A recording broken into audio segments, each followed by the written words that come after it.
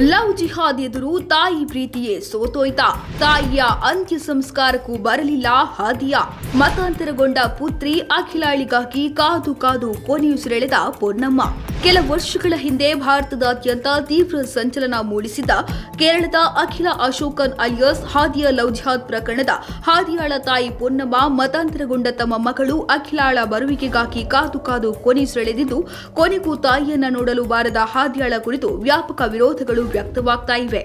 ಕೇರಳದಲ್ಲಿ ಅಖಿಲ ಅಶೋಕನ್ ಆಗಿ ಬೆಳೆದ ಕೊಟ್ಟಯಂ ಜಿಲ್ಲೆಯ ವೈಕುಮೂಲದ ಅಶೋಕನ್ ಮತ್ತು ಪೊನ್ನಮ್ಮ ಎಂಬ ಹಿಂದೂ ದಂಪತಿಗಳ ಏಕೈಕ ಪುತ್ರಿ ಅಖಿಲ ಅಲಿಯಾಸ್ ಹಾದಿಯಾ ಹೋಮಿಯೋಪತಿ ವೈದ್ಯಯಾಗಲು ಅಧ್ಯಯನ ನಡೆಸುತ್ತಿದ್ದ ಸಂದರ್ಭದಲ್ಲಿ ಐಸಿಸ್ ನಂಟು ಹೊಂದಿದ ಮುಸ್ಲಿಂ ವ್ಯಕ್ತಿ ಶಫೀನ್ ಜಹಾನ್ನ ಲವ್ ಜಿಹಾದ್ಗೆ ಒಳಗಾಗಿ 2016ರಲ್ಲಿ ಆತನನ್ನ ಮದುವೆಯಾಗಿ ಹಿಂದೂ ಧರ್ಮವನ್ನ ತೊರೆದು ಇಸ್ಲಾಂ ಧರ್ಮಕ್ಕೆ ಮತಾಂತರಗೊಂಡಿದ್ದಳು. ಹಾಗಾಗಿ ಭಯೋತ್ಪಾದಕ ನೇಮಕಾತಿಗಾಗಿ ಅವಳನ್ನು ಅಪಹರಿಸಿ ಬಲವಂತವಾಗಿ ಇಸ್ಲಾಂಗೆ ಮತಾಂತರಿಸಲಾಗಿದೆ ಮತ್ತು ಇದು ಲವ್ ಜಿಹಾದ್ ಪ್ರಕರಣವಾಗಿದೆ ಎಂದು ಆರೋಪಿಸಿ ಆಕೆಯ ಕುಟುಂಬ ಕೇರಳ ಹೈಕೋರ್ಟ್ಗೆ ಅರ್ಜಿ ಸಲ್ಲಿಸಿತು.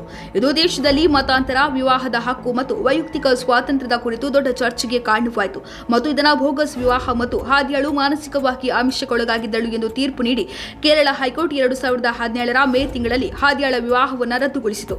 ಇಸ್ಲಾಮಿಕ್ ಸಂಘಟನೆಗಳು ಇದರಲ್ಲಿ ಪಾತ್ರವಹಿಸಿವೆ ಎಂದು ಹೇಳಿ ಹಾದಿಯಾಳನ್ನ ತಂದೆಯ ಬಳಿ ಹಸ್ತಾಂತರಿಸಿತು.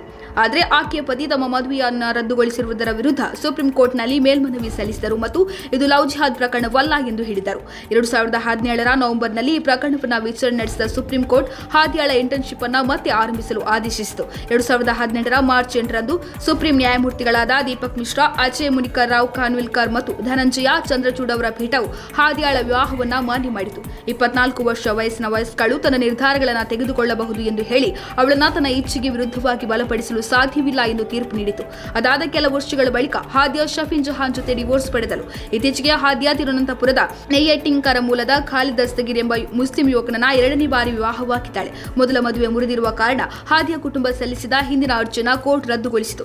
ಆ ಬಳಿಕ ಆಕೆಯ ಸಂಪರ್ಕವನ್ನ ಮಾಡಲು ಆಕೆಯ ಕುಟುಂಬಕ್ಕೆ ಸಾಧ್ಯವಾಗಿರಲಿಲ್ಲ.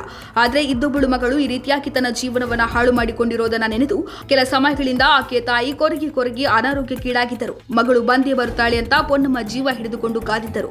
ಆದರೆ ಹಾದಿಯ ಕೊನೆಗೂ ಬರಲೇ ಇಲ್ಲ. ಕಳೆದ 2 ದಿನಗಳ ಹಿಂದೆ ತನ್ನ ಕೊನೆಯಾಸೆ ಈಡೇರದೆ ಹಾದಿಯ ತಾಯಿ ಪೊನ್ನಮ್ಮ ಹೃದಯಾಘಾತದಿಂದ ನಿಧನರಾದರು. ಅವಳ ತಂದೆ ಮಾಜಿ ಸೇನಾಧಿಕಾರಿ ಅಶೋಕನ್ ಈ ಬಗ್ಗೆ ಮಗಳು ಹಾದಿಯಾಗೆ ಮಾಹಿತಿ ನೀಡಿದರು. ಈ ವೇಳೆ ಹಾದಿಯಾ ತಾಯಿಯ ಅಂತಿಮ ವಿಧಿವಿಧಾನಗಳಿಗಾಗಿ ಬರುವುದಾಗಿ ಹೇಳಿದ್ದಾಳಂತೆ. ಹೀಗಾಗಿ ಹೆಂಡತಿಯ ಶವ ಇರಿಸಿಕೊಂಡು ಅಶೋಕನ್ ಮಧ್ಯಾಹ್ನದವರೆಗೆ ಕಾಯುತ್ತಿದ್ದರು. ಆದರೆ ಆಕೆ ಬರುವ ಬಗ್ಗೆ ಯಾವುದೇ ಸೂಚನೆ ಇರಲಿಲ್ಲ. ಹೀಗಾಗಿ ತಾವೇ ತಮ್ಮ ಹೆಂಡತಿಯ ಅಂತ್ಯ ಸಂಸ್ಕಾರ ಮಾಡಿದ್ದಾರೆ ಎನ್ನಲಾಗಿದೆ.